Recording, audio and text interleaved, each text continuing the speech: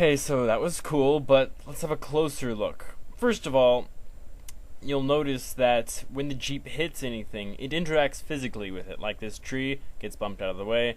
Same thing would happen if it ran into a raptor, which is a dynamic moving creature. Now, if we look here, the secret is actually that the object has always face equals true.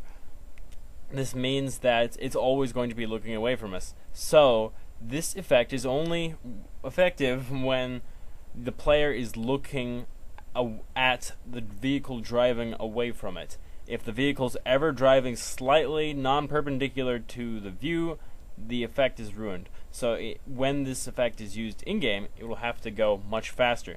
Now, if you look here, there's a little box, little red box inside the Jeep. Does that remind you of anything? That's just what the player looks like when you're in Bones mode. I guess this is a pretty nice way to do it, but only sad part is I couldn't use the box to do sound effects because nothing really worked to have the sound of tire. It's a bunch of flapping sounds or anything.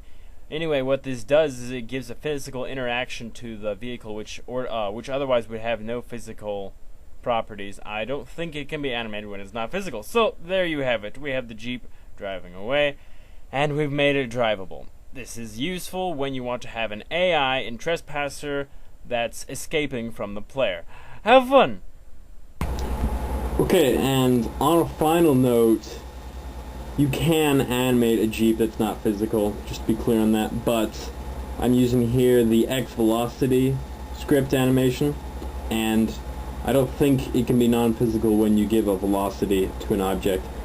If I wanted to make a non-physical Jeep with an ASA animation, like I said, it's going to follow the same path exactly every time. It's not going to interact with any objects, and overall it could be a bit more limited. Also, it could also point, it could obviously point in different directions, but I still think this is very useful for certain times when you want it to be just a physics operation, and you don't want to animate a Jeep going through your complex terrain and avoiding all your physical obstacles. Saves a lot of time, and I just think it looks more realistic, and you'll get the nice little dust kicking up behind it, so it's cool.